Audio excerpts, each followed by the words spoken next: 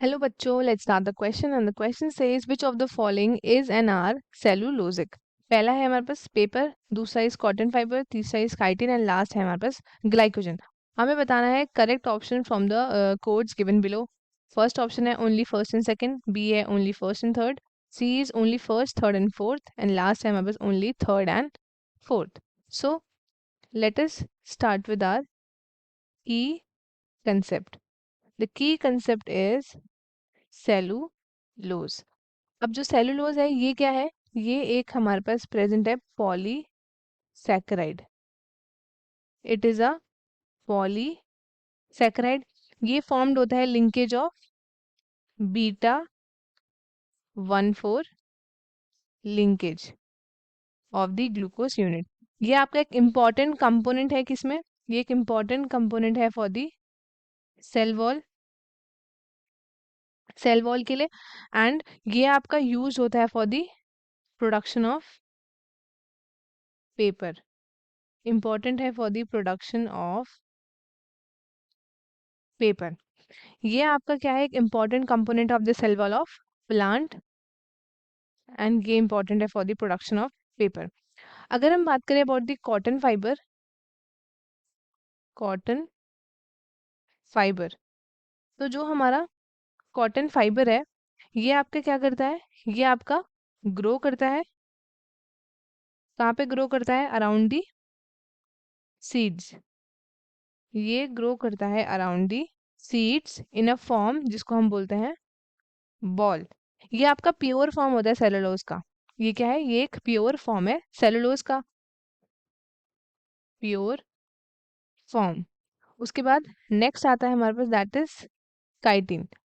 Chitin की बात करें तो ये क्या है? तो ये एक नाइट्रोजन कंटेनिंग पॉलीसेक्राइड है। क्या है? Nitrogen containing polysaccharide. Nitrogen containing polysaccharide है ये। एंड ये एक important component of cell wall of fungi. Cell wall of fungi का ये एक इम्पॉर्टेंट कंपोनेंट है। ये आपका main constant of exoskeleton of the arthropods और एक लॉन्ग चेन पॉलीमर है ऑफ एन एसिटाइल ग्लूकोजामाइड। और ये एक मॉडिफाइड फॉर्म है किसका? It is a modified form of glucose और ये एक अमाइड है between glucosamine and acetic acid. और इसका मॉलिक्यूलर फॉर्मूला अगर हम देखें दैट इज C8H15NO6। ये हमारे पास फॉर्मूला है। अगर हम बात करें अबाउट ग्लाइकोजन, तो जो एनिमल सेल्स है वो क्या करते हैं? वो आपके स्टोर करते हैं किसको? ग्लूकोज को स्टोर करते हैं in the form of glycogen. Store glucose in the in this form. Glucose को ये स्टोर करते हैं in this form that is glycogen. और जो एक्सेस ग्लूकोज होता है ब्लड में उसको हम कन्वर्ट कर देते हैं किसमें? In the glycogen in the muscle cells. और जो प्रोसेस है फॉर्मेशन ऑफ ग्लाइकोजन इसको क्या बोलते हैं? ग्लाइकोजेनेसिस। अब कभी जब मसल एक्सरसाइज वगैरह होती है तो जो एक्स्ट्रा एनर्जी नीडेड होती है ग्लाइकोजन की वो आपकी टूटती है ग्लूकोज के लिए एंड वो चैनलाइज हो जाती है इनटू ब्लड स्ट्रीम जिसको हम बोलते हैं ग्लाइकोजिनोलाइसिस। सो हमारा करेक्ट ऑप्शन क्या होगा? जो हमारे दो आपके सेलुलोजिक हैं वो कौन कौन से हैं?